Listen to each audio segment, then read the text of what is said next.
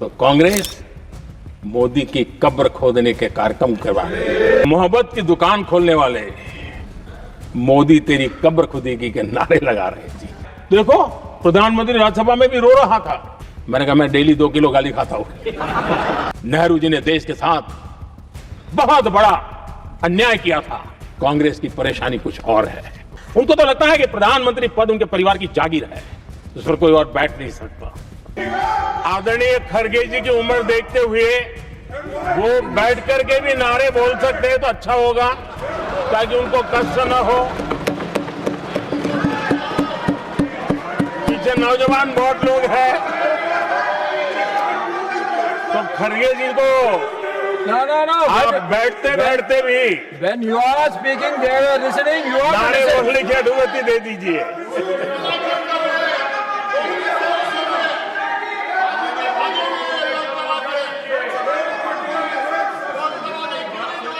आदरणीय सभापति जी, राष्ट्रपति जी ने इस देश के मध्यम वर्ग, इस देश के निम्न मध्यम वर्ग, इस देश के गरीब, इस देश के गांव, इस देश के किसान, महिलाएं, विज्ञान हो, प्रौद्योगिकी हो, कृषि हो, सभी विषयों को लेकर के बहुत ही विस्तार से भारत के प्रगति का एक स्वर संसद में गूंजा है।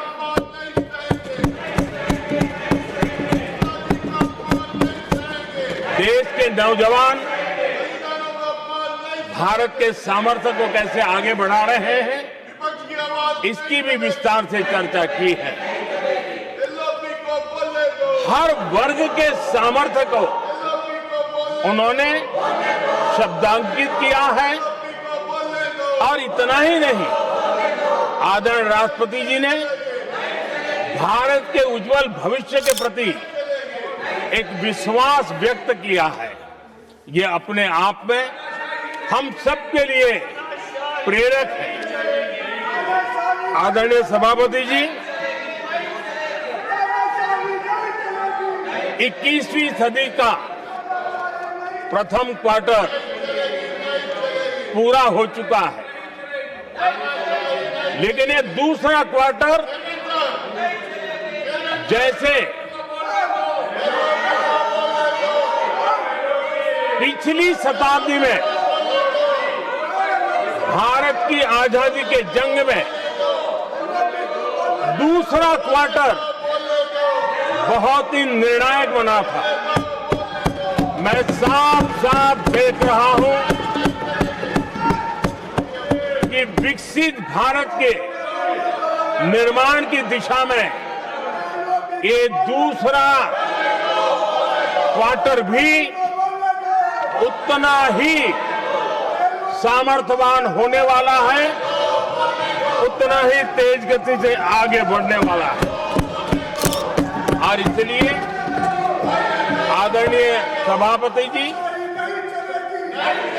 राष्ट्र का हर व्यक्ति ये महसूस कर रहा है कि एक अहम पड़ाव पर हम पहुंच चुके हैं। अब न हमें रुकना है, न हमें पीछे मुड़ करके देखना है। I will not go against what you are doing. आगे ही आगे देखना Please, my है, dear. I am not going to let गति you से चलना now. है। You please, my dear. और लक्ष्य को प्राप्त करके ही हमें सांस लेनी है। उस दिशा में हम आगे बढ़ रहे हैं। Nothing should go on record except to the Prime Minister's speech.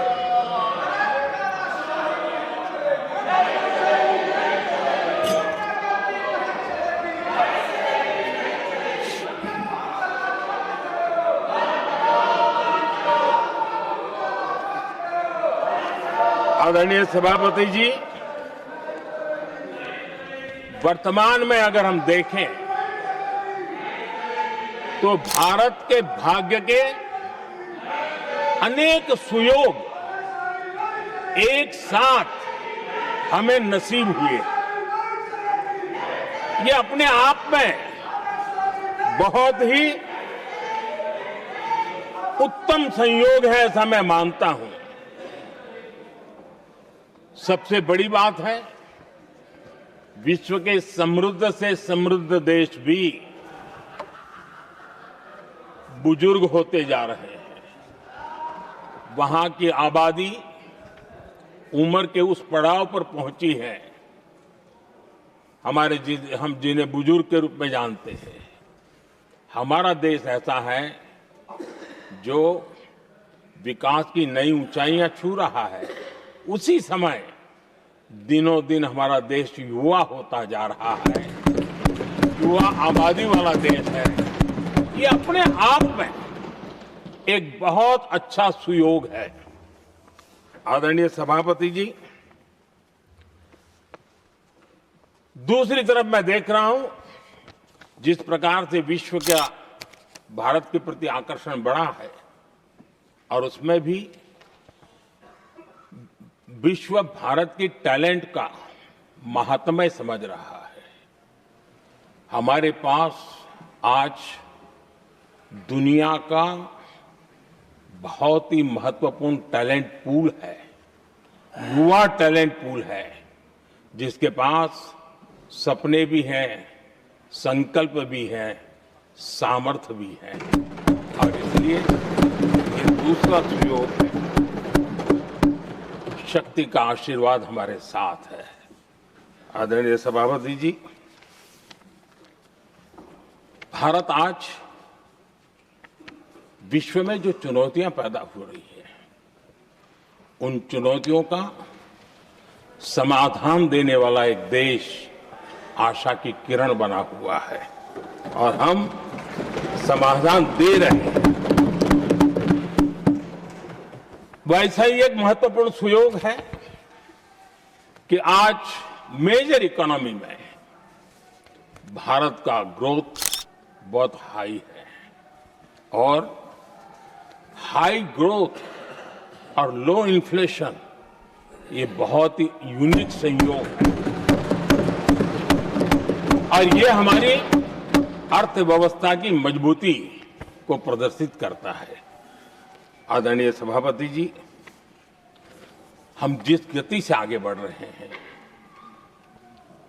जब हमें देश की जनता ने सेवा करने का मौका दिया, तब फ्रेजाइल 5 के रूप में ये देश जाना जाता था। जब हमें अवसर मिला, तब देश आजाद हुआ, तब हम दुनिया में 6 नंबर की इकोनॉमी थे। लेकिन इन लोगों ने ऐसा एक हाल करके रखा कि 11 पे पहुंचा दिया। आज हम 3 पर जाने की दिशा में तेज गति से।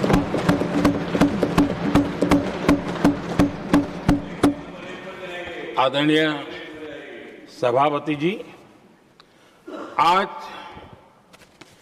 कोई भी सेक्टर देश कीजिए, चाहे साइंस हो, चाहे स्पेस हो, चाहे स्पोर्ट्स हो, हर क्षेत्र में आज भारत एक कॉन्फिडेंस के साथ, आत्मविश्वास से भरा हुआ भारत है।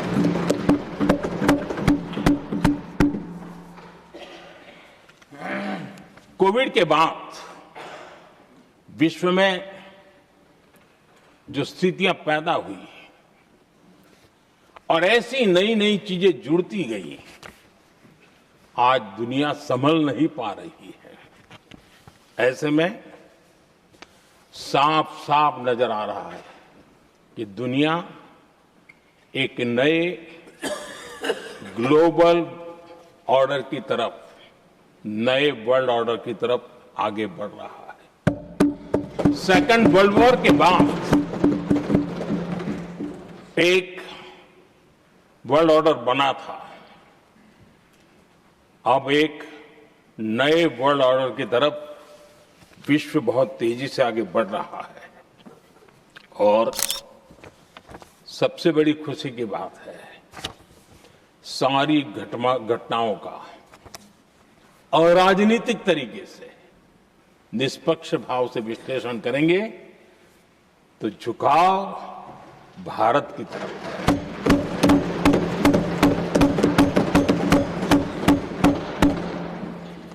विश्व मित्र के रूप में, विश्व बंधु के रूप में आज भारत अनेक देशों का विश्वस्त पार्टनर बना है और हम कंधे से कंधा मिला करके विश्व कल्याण की दिशा में भी अपनी उचित भूमिका निभा रहे हैं, अपने सामर्थ्य से सहाय भी कर रहे हैं। आदरणीय सभापति जी, आज पूरा विश्व ग्लोबल साउथ की चर्चा करता है, लेकिन उस चर्चा के सूत्रधार के रूप में आज भारत वैश्विक मंचों पर ग्लोबल साउथ की बुलंद आवाज बन गया है।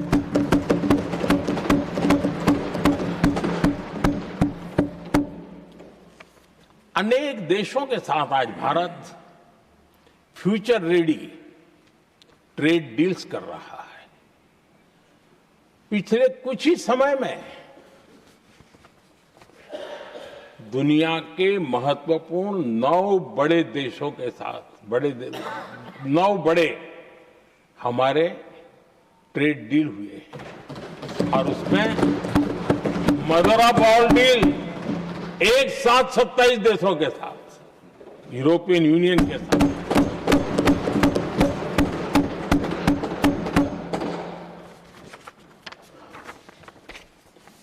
जो लोग थक गए,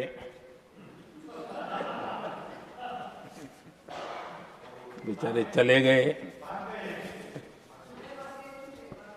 लेकिन कभी न कभी उनको जवाब देना पड़ेगा कि देश की ऐसी हालत कैसे बना के रखी थी कि दुनिया का कोई देश हमसे डील करने के लिए आगे नहीं आता था। आपने कोशिश की होगी, पीछे पीछे पीछे बहुत चक्कर लगाए होंगे, लेकिन किसी ने आपकी तरफ देखा भी नहीं होगा। क्या स्थिति ऐसे पैदा की? दुनिया के देश ऐसे ही भारत के साथ डील नहीं कर रहे हैं। आदरणीय सभापति जी, इसके पीछे सबसे बड़ी बात, डेवलप कंट्रीज एक डेवलपिंग कंट्री के साथ डील करता है ना, वो अपने आप में भी अर्थ जगत के लिए एक बहुत बड़ा संदेश है। और मेरे लिए नई बात नहीं है। जब मुझे गुजरात में सेवा करने का अवसर मिला था तो मैं एक वाइब्रेंट गुजरात समिट करता था और मेरे लिए गर्व की बात थी कि एक स्टेट, हिंदुस्तान का एक स्टेट, मेरी इस वाइब्रेंट समिट के partner country, develop country Japan हुआ करता था। एक राज्य ने सामर्थ्य दिखाया था, आज मेरा देश है सामर्थ्य दिखा रहा है।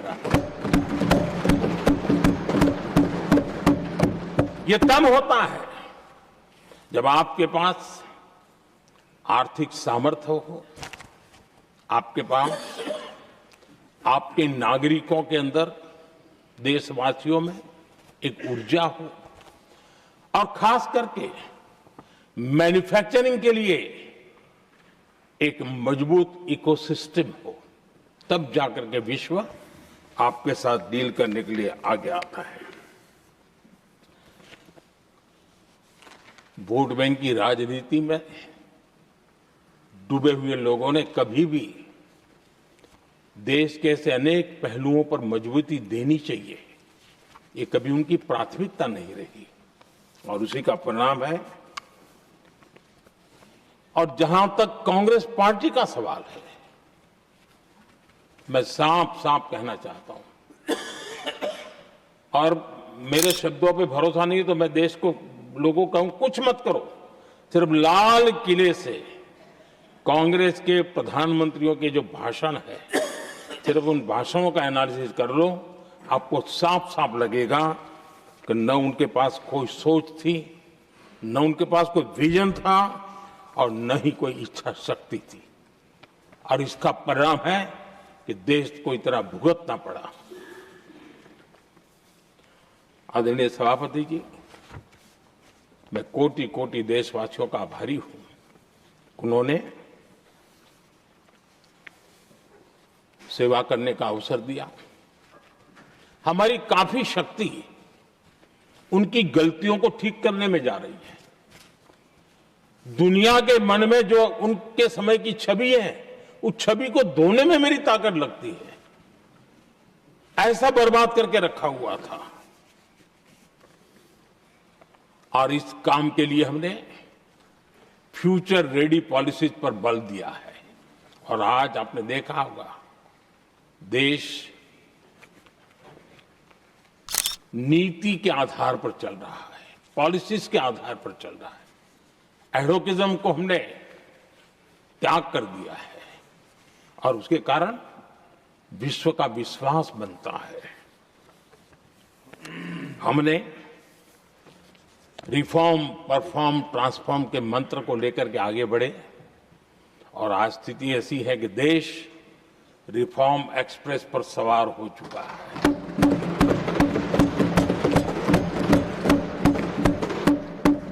हमने स्ट्रक्चरल रिफॉर्म्स किए हैं, प्रोसेस से जुड़े रिफॉर्म्स किए हैं, पॉलिसीज में रिफॉर्म किए हैं।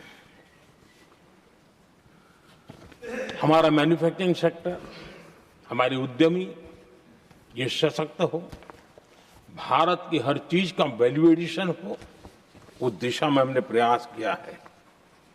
और मैं आज विश्वास के साथ कह सकता हूं, आज भारत विश्व के साथ स्पर्धा करने के लिए पूरी तरह तैयार है।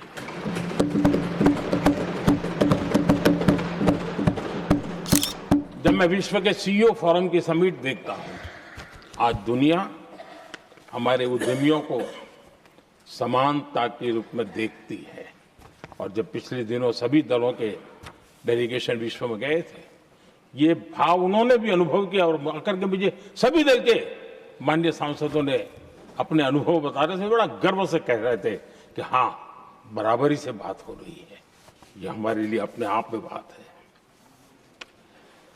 आदरणीय सभापति जी, एमएसएमई का बहुत बड़ा नेटवर्क जितना सामर्थ्यवान होता है, वो लंबे अरसे तक इकोनॉमी को एक ताकत देता है। हमने उस दिशा में बल दिया और हमने कई रिफॉर्म्स किए हैं। आज हमारे एमएसएमई नेटवर्क पर दुनिया का भरोसा बढ़ रहा है। बड़े बड़े हो सकता है हम हवाई जहाज नहीं बनाते होंगे, लेकिन कई हवाई जहाज है जिसमें कई पुर्जे मेरे देश के छोटे छोटे एमएसएमई बना रहे हैं। आदरणीय सभापति जी, देश में हुए इन प्रयासों का नतीजा सबके सामने है। बड़े बड़े देश भारत के साथ व्यापारिक संबंध बनाने के लिए बहुत ही आतुर है। यूरोपीय संघ का ट्रेड डील हो, अमेरिका के साथ अभी अभी हुआ जो ट्रेड डील हो, और कल हमारे पीयूष जी ने सदन में विस्तृत जानकारी भी दी है। और पूरा विश्व खुल करके इस ट्रेड डील का तारीफ कर रहा है। और उसमें जब यूरोपियन यूनियन के साथ ट्रेड डील हुआ तो विश्व को एक भरोसा हुआ कि अब वैश्विक स्तर पर स्थिरता की संभावना बढ़ेगी। अमेरिका के साथ ट्रेड डील होने के बाद विश्व को और भरोसा हो गया कि जो स्थिरता के एहसास हो रहा था, अब गति का भी एहसास होने लगा है। अब विश्व के लिए शुभ संकेत है। आदरणीय सभापति जी, इसका सबसे बड़ा लाभ हमारे देश के नौजवानों को होगा। और जब मैं नौजवान कहता हूं तो उसमें मध्यम वर्ग का भी नौजवान होता है, शहर का नौजवान भी होता है, गांव का नौजवान भी होता है, बेटा भी होती है, बेटी भी होती है, और इसलिए उसे टुकड़ों में न देखा जाए। मेरे देश के युवा के सामर्थ्य का हमें गौरव करना चाहिए, और उनके लिए पूरा विश्व बाजार अब खुल चुका है। अब उनके लिए अवसर ही अवसर है, और मैं उनको कहता हूं, आइए दोस्तों, मैं आपके साथ कंधे से कंधा मिला करके खड़ा हूं। हिम्मत कीजिए, बढ़िए, देश आपके साथ खड़ा है और दुनिया आपका स्वागत करने के लिए इंतजार कर रही है। आदरणीय सभापति जी, जिस प्रकार से दुनिया में हमारे युवा प्रोफेशनल्स की मांग बढ़ रही है, इवन केयर गिवर्स की मांग बढ़ रही है, हर कोई मिलता है, हमें इस प्रकार के लोग चाहिए। इस प्रकार कुछ लोग तो अपना स्पेशल ऑफिस यहां बना रहे हैं तो रिक्रूट करने के लिए, योग्य टैलेंट की खोज के लिए।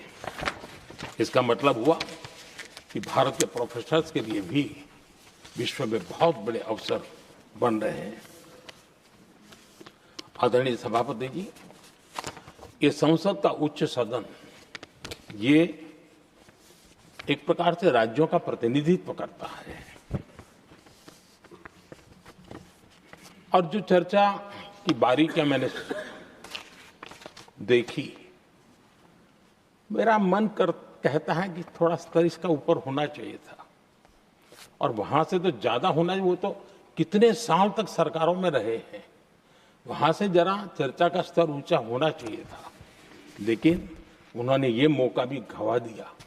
देश उन पर कैसे भरोसा कर सकता है। आदरणीय सभापति जी, मैं कल एक माननीय सदस्य को सुन रहा था। यूं तो वो अपने आप को राजा कहलाने में बहुत गर्व करते हैं, लेकिन वे आर्थिक असमानता की चर्चा कर रहे थे। बताइए, जो खुद को राजा माने और वो आर्थिक असमानता की बात करे, तो आपको लगता है कि क्या यही देखने के बाकी रह गए थे क्या? आदरणीय सभापति जी, हमारे टीएमसी के साथियों ने काफी कुछ कहा। जरा खुद को अपने गरेबा में देखें। निर्मम सरकार पतन के जितने भी पैरामीटर्स हैं, उन सब पैरामीटर्स में नए नए रिकॉर्ड बनाते जा रहे हैं, और यहां उपदेश दे रहे हैं। क्या हाल करके रखा हुआ है। ऐसी निर्मम सरकार से वहां के लोगों का भविष्य अंधकार के अंदर डूब रहा है, लेकिन इनको कोई परवाह नहीं है। सत्ता सुख के सिवाय कोई आकांक्षा नहीं है, और वे यहां उपदेश देते हैं। घुसपैठ, दुनिया का समृद्ध से समृद्ध देश भी अपने यहां गैर कानूनी नागरिकों को बाहर निकाल रहा है। हमारे देश में घुसपैठियों को बचाने के लिए अदालतों को तब तक प्रेशर पैदा किया जा रहा है। मेरे देश का नौजवान कैसे ऐसे लोगों को माफ करेगा जो घुसपैठियों की वकालत करने के लिए ताकत लगा रहे हैं। और घुसपैठिए मेरे देश के नौजवानों के हक छीन रहे हैं, उनकी रोजी रोटी छीन रहे हैं, आदिवासियों की जमीन छीन रहे हैं, बेटे बेटियों के जिंदगी पर खतरे पैदा हो रहे हैं। लेकिन उनके लिए महिलाओं पर अत्याचार होते रहे। सत्ता नीति के सिवा कुछ करना नहीं, और वो यहां पर हमें उपदेश दे रहे हैं। और ऐसे चिंताजनक सभी विषयों पर आंखें मूंद करके बैठे हुए वो लोग हैं। एक हमारे माननीय सदस्य काफी कुछ बोल रहे थे, जिनकी पूरी सरकार शराब में डूब गई, जिनके शीश महल घर घर में नफरत का कारण बन गए, और शायद उनको ब्लैक शब्द ज्यादा पसंद है। हर एक अपना अपना एक भूतकाल होता है।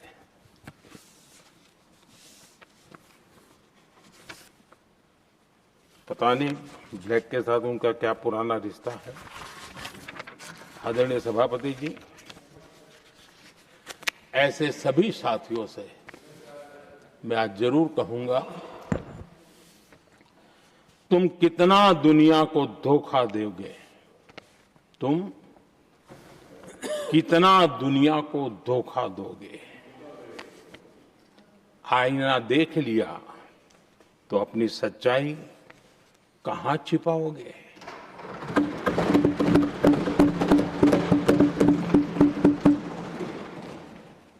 कांग्रेस हो, टीएमसी हो, डीएमके हो, लेफ्ट हो, ये दशकों से केंद्र में सत्ता में रहे हैं, सत्ता के भागीदार रहे हैं। राज्यों में भी उनको सरकारें चलाने का अवसर मिला है, लेकिन उनकी पहचान क्या बनी। आज डील की चर्चा होती है तो गौरव से कहते हैं, तब डील की चर्चा होती थी तो बॉफोर्स डील याद आता था। ये डील होते थे।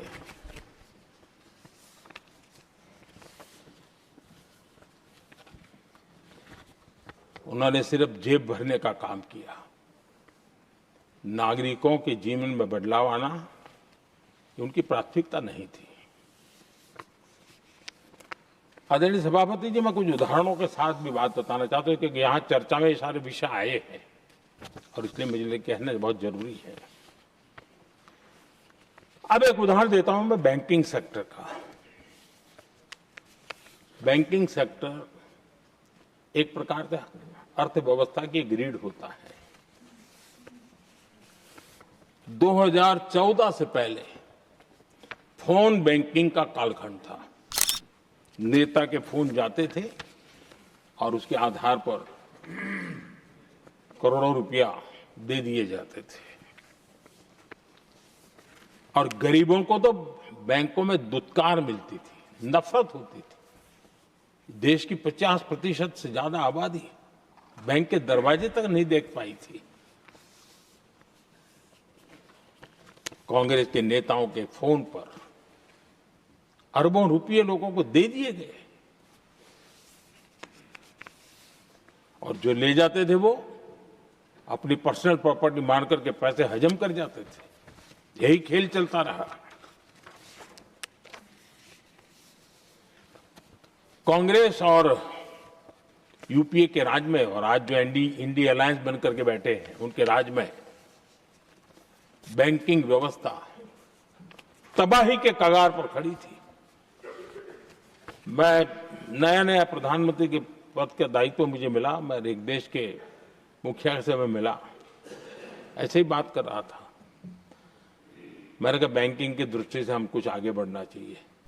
उन्होंने कहा पहले एक बार साहब जरा, अभी आप नए नए हो, आपके बैंकों की व्यवस्था का अध्ययन कर लीजिए। हम कैसे हिम्मत करें। एक देश के नेता ने कोई ये जानकारियां थी, उसने मुझे बताया, यहां इनको कोई परवाह ही नहीं। यानी एक प्रकार से उन्होंने जिस प्रकार से बैंकिंग व्यवस्था को, एनपीए के पहाड़ खड़े हो गए थे। जहां भी देखो चर्चा चलती थी, एनपीए का क्या होगा, एनपीए का क्या होगा, कैसे बचेंगे। आदरणीय सभापति जी, चुनौती बड़ी थी, लेकिन हमने समझदारी से काम दिया। बैंकिंग व्यवस्था के सब कर्ता धर्ताओं को विश्वास में लिया। रिफॉर्म की आवश्यकता थी, हिम्मत के साथ रिफॉर्म किए, पारदर्शी व्यवस्था बनाई, ढेर सारे बैंकिंग रिफॉर्म्स हुए, और जो सरकारी बैंक दुर्बल हो चुकी थी, ठीक नहीं चल पाती थी, उसको हमने बड़ी बैंक के साथ मर्जर कर दिया। और मुझे याद है किसी एक महाशय, बड़े अपने आप को विद्वान मानने वाले, लिखा था, अगर मोदी सरकार बैंकों में ये कर ले तो हिंदुस्तान का बहुत बड़ा रिफॉर्म हो जाएगा। वो काम मैंने आते ही कर दिए थे। आदरणीय सभापति जी, और इन सारी चीजों का नतीजा हुआ, बैंकों में जो बीमारी घर कर गई थी, उस बीमारी से बैंकों को मुक्ति मिली।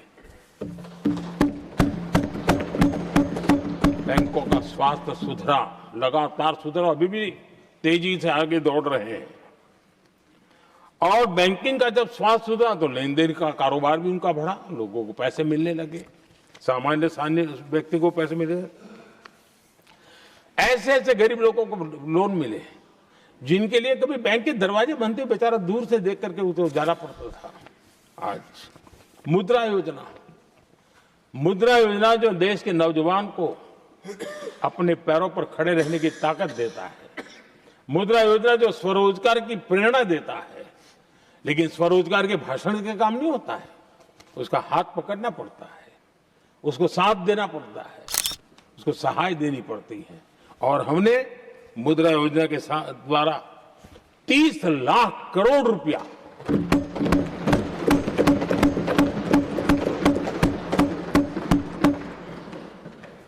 ₹30 लाख से ज्यादा लोन मुद्रा योजना के माध्यम से और बिना गारंटी देश के नौजवानों के हाथ में दिया और उन्होंने अपने कारोबार को आगे बढ़ाया। और गर्व की बात है, उसमें बहुत बड़ी मात्रा में माताएं बहनें भी हकदार बनी, लाभार्थी बनी। सेल्फ हेल्प ग्रुप, इन दिनों ग्रामीण महिलाएं बड़े सपने देखती हैं, खुद अपने पैरों पर खड़ा होना चाहती थी। विमेन सेल्फ हेल्प ग्रुप का हमने विस्तार तो किया ही किया, लेकिन 10 करोड़ बहनों को हमने सीधी आर्थिक मदद की व्यवस्था की। हमारे एमएसएमई सेक्टर को हमने भरपूर लोन दी। और मैं आज बड़े संतोष के साथ, बड़ी जिम्मेवारी के साथ इस पवित्र सदन में कहना चाहता हूं, हमने एनपीए जिसके पहाड़ हुआ करते थे 2014 के पहले, आज उसको हमने नीचे निम्न स्तर पर लाकर के खड़ा कर दिया। आज एनपीए 1% से भी नीचे है। ये अपने आप में बैंकों के स्वास्थ्य के लिए बहुत उत्तम काम हमने किया है। इतना ही नहीं, हमारे बैंकों का प्रॉफिट आज रिकॉर्ड पर है, हाई रिकॉर्ड है उसके। ये अपने आप में देश की अर्थव्यवस्था को ताकत देने के लिए, बैंकिंग व्यवस्था मजबूत होती है तो बाकी अर्थव्यवस्था को भी मजबूती मिलती है। उस काम को कहेगा आदरणीय सभापति जी। मैं एक और उदाहरण देना चाहता हूं। हमारे पीएसयूज, आमतौर पर पीएसयूज के संबंध में मान्यता बन चुकी थी, वो बनते ही हैं बीमार होने के लिए, वो बनते ही हैं बर्बाद होने के लिए, वो बनते ही हैं बंद होने के लिए। हमने इस पूरी मानसिकता को हकीकतों के आधार पर बदलने में सफलता प्राप्त की है।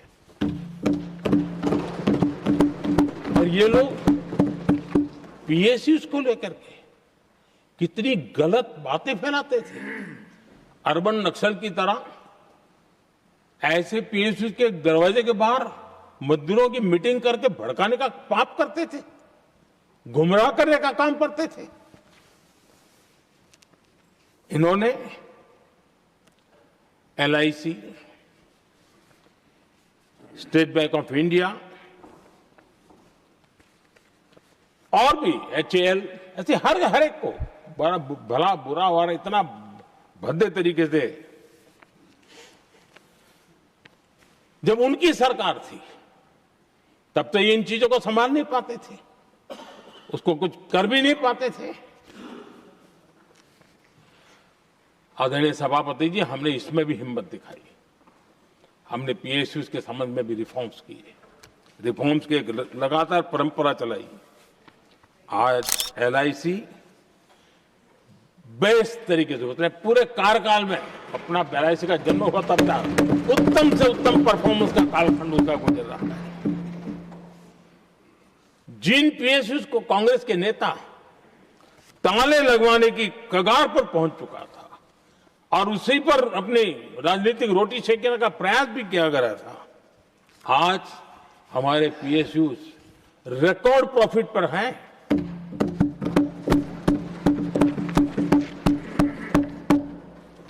इतना ही नहीं, वे अपने परफॉर्मेंस से मेक इन इंडिया को भी गति दे रहे हैं।